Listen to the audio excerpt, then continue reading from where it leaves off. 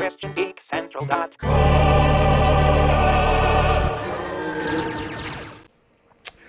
Well, my editing skills are crap, but can the same thing be said about Mandy? Stick around and find out.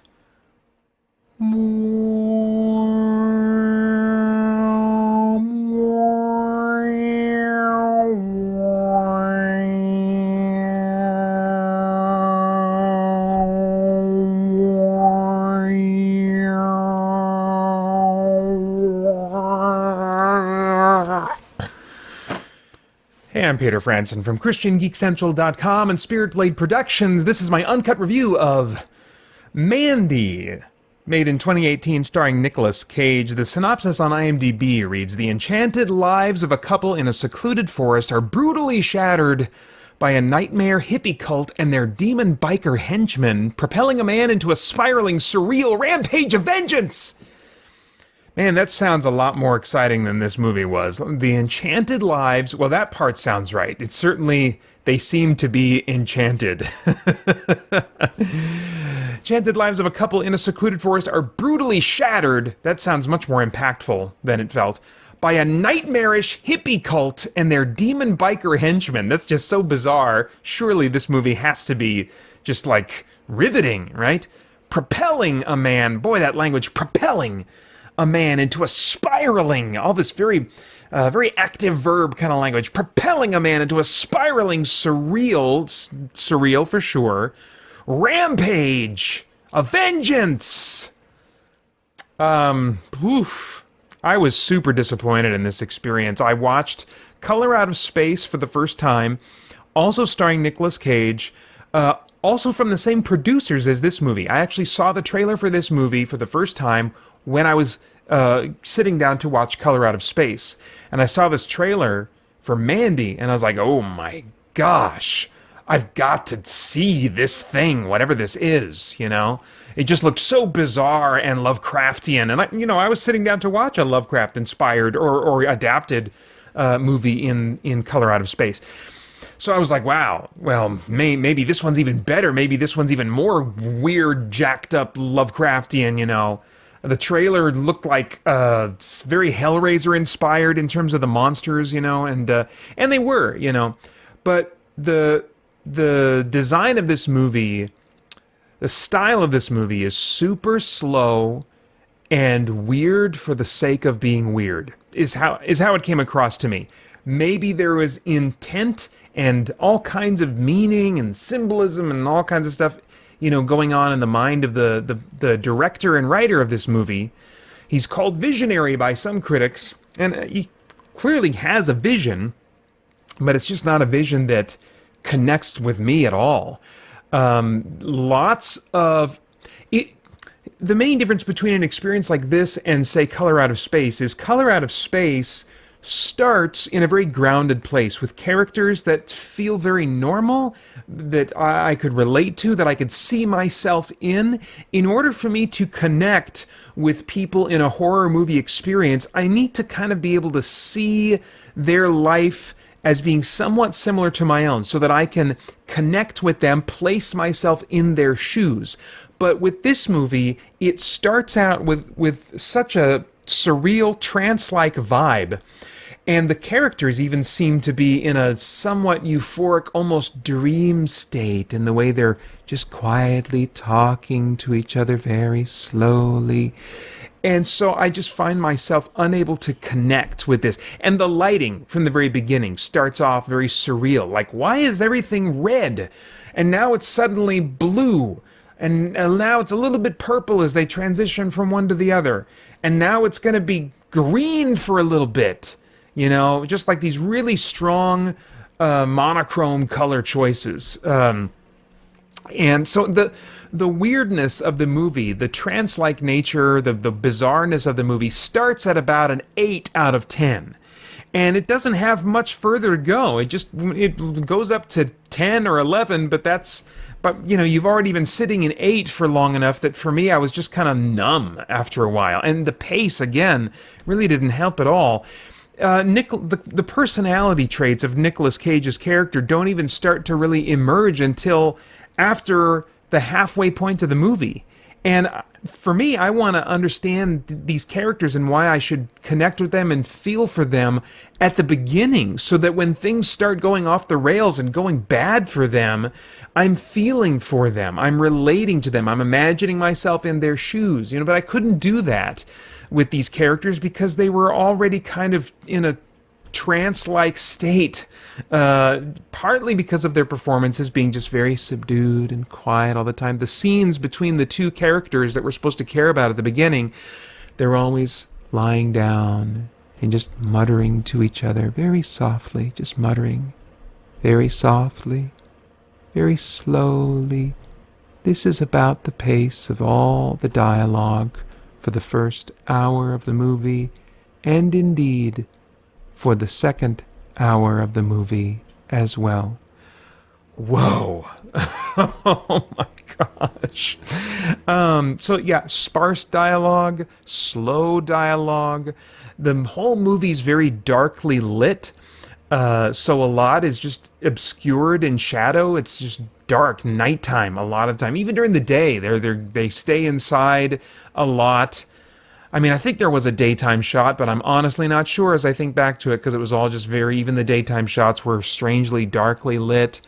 Lots of moments of characters staring at the camera and just being trance-like. And what are they trying to put me in a trance? I don't know. It's just very bizarre. Long takes, long cuts of staring at the camera. Unexplained elements, unrealistic elements, you know, and in a movie like this that is creating this fantastical type of horror, these demon biker things from clearly another world, you know, you might say, well, Pater, the whole movie's supposed to be unrealistic, you know, it's all supposed to be trippy or whatever. Well, I guess. I don't know. I mean, I feel like in a movie like this, I want it to start in a realistic place and then slowly or suddenly go off the rails. So again, I can feel that disconcerting feeling of being taken from reality into a horrifying new status quo, you know. But they start with such a surreal vibe, you know. I mean, it's there's like a moment where this character gets killed by Nicolas Cage and they kind of spurt blood all over him, but there's no pulse to it. It's just like a spray, a stream of blood that goes for a while, and I'm just like, is this just supposed to be comically gory right now? Because that's the vibe I'm getting, and yet it seems like they want me to take it seriously. It's not like the movie Dead Alive, where it's supposed to be comically gory. That's not what I sensed they were going for, but that's what I felt in that moment. I was like, this is just a weird gore moment, you know? And then there's also a moment at the back half of the movie where Nicolas Cage is suddenly blacksmithing this weird, bizarre-looking axe. I'm like, he started out as, I guess, supposedly a normal lumberjack, and now he's making this otherworldly-looking battle axe. I didn't know he could smith. I guess he can smith. And he's got an old weapon buddy that lives in a trailer out in the middle of the forest, and they don't explain what their connection is, but I guess he was holding on to an old weapon of his, and it's just weird. And then he meets up with this guy, this strange dude that owns a tiger. I don't know what this... I have no idea what's going on in this movie, you know? And it didn't feel weird in an unsettling way. Color Out of Space felt weird in an unsettling way because it starts in a place that feels very relatable and then slowly goes off the rails. I never felt like this movie started in a relatable place, and so it was not unsettling to me. It was like just like watching a weird, extremely slow music video without the music for 2 hours, you know? It was just trippy for the sake of being trippy, and I didn't feel anything for all of its trippiness, you know? And so that was a bummer. I was just waiting for this movie to get done. Let me talk about the cast.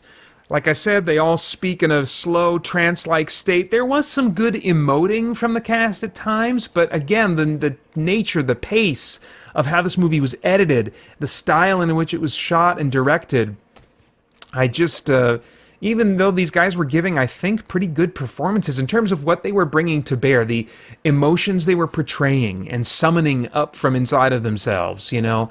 There were some good performances going on, but it all felt flat for me, not because of their performances, I don't think. It was because of the editing and just the style of this movie.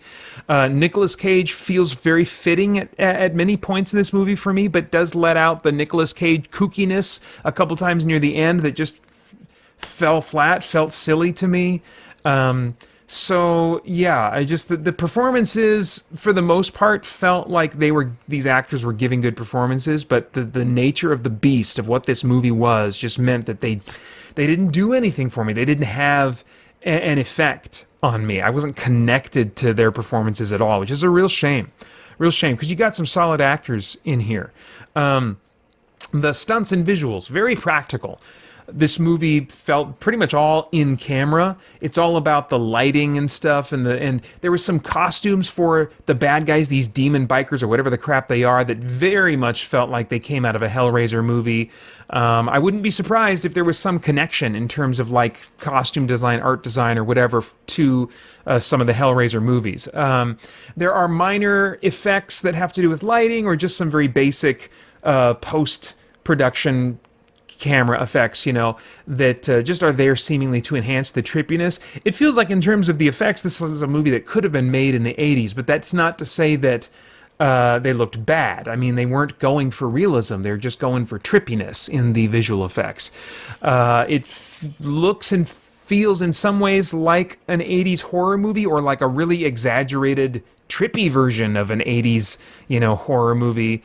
So it definitely is evoking the 80s. Speaking of that, I don't always talk about the music and sound, but I will in this movie. The soundtrack is slow synth padding, almost exclusively through the whole movie.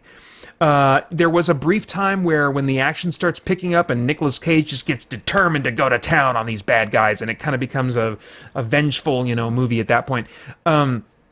There was a time where the music did start to get a little bit rhythmic, a little bit more intense, but that was very brief. And then it felt like it went back into a ton of synth padding, long, slow chord progressions that, oh my gosh, did not help my feeling of intensity in this movie at all. So as far as themes go, I don't think there's anything that's going to be worthwhile in this movie in terms of bringing about some worthwhile thought or conversation. The cult in this movie has some trappings of Christianity. I mean, there's a cross that's represented at some point. They're called Jesus freaks at one point, but they don't, in terms of their belief systems, well, I don't even know what their beliefs are. They're just spouting a bunch of weird, trippy stuff. And at one point, the leader of the cult openly criticizes Jesus, and so it doesn't seem like they treat him as a reverent figure. So there's just a few brief aesthetic references to Christianity, but it just totally goes, you know, off the rails. It's doing its own weird thing. Anyway, there's very little exposition that describes what this cult is about or why they're doing what they do. So I don't think it's going to be a springboard for any worthwhile thought or conversation. Now, I have no idea what your tastes are in movies, but if I were a time traveler, I'd go back in time and say, Peter, skip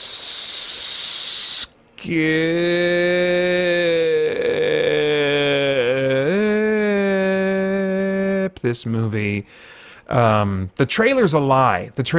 There's so much percussion and drive in the music of that trailer. There are fast, energetic cuts in that trailer. That trailer is nothing like what this movie feels like.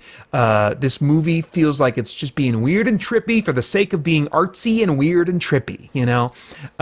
So maybe there are some people in the artistic community that genuinely have reasons for liking this movie because there's a context, an artistic context that they bring with them that leads them to enjoy this movie. I don't know. I don't know. It boggles my mind that people would look at this and say, "Oh, this is just a great experience." I would think that this movie, if it is enjoyed by people, is enjoyed on maybe almost a pseudo or actually intellectual level from an artistic sense, you know, like, oh, this style evokes this art, and the inspiration here is from blah, blah, blah, blah. Maybe there's something to enjoy from artistic points of reference that I do not have access to in my experience. Pater, you were totally detached from the proceedings, from beginning to end in this entire movie. Bored, waiting for it to end. What a shame. What a shame. Skip. All right, well, this one has an MPAA rating of unrated. But if I were to guess, if it were to go through the ratings process, it would be R for brutal violence and gore throughout. An extended scene involving male frontal nudity, some female nudity portrayed in a painting and through cell animation. Yes, there's scenes of cell animation, because why not? Hey, that would be trippy if we just add some cell animation to this every now and then. There are sex acts being performed in the background on a TV in a scene where a person just has a porn movie playing in the background. So yeah, that's probably, you know, roughly how it would be rated and why. Those are my thoughts. I'm done. I'd love to get yours in the comments below if you have any. Please like, share, subscribe. Click that notification bell to stay connected to this content. You can get info about the benefits of becoming a patron and supporting what I'm doing at patreon.com/spiritblade productions. And then I hope you'll join us soon over at christiangeekcentral.com as we continue to geek out and seek the truth. Hey guys, thanks for tuning in. We've got a ton going on here at Spirit Blade Productions and Christian Geek Central, including our in-depth Bible study for geeks, movie, game, and other entertainment reviews or commentary, live streams, Christian geek news, original audio dramas, and tons more. And on top of all that, you can become a Spirit Blade insider with an influential voice and get access to exclusive content and rewards. It's your involvement as a patron that will keep all of this going and growing, so I want to thank you for your consideration in that. For more information, please check out our Patreon page through the link below at patreon.com/spiritbladeproductions. Thanks for listening.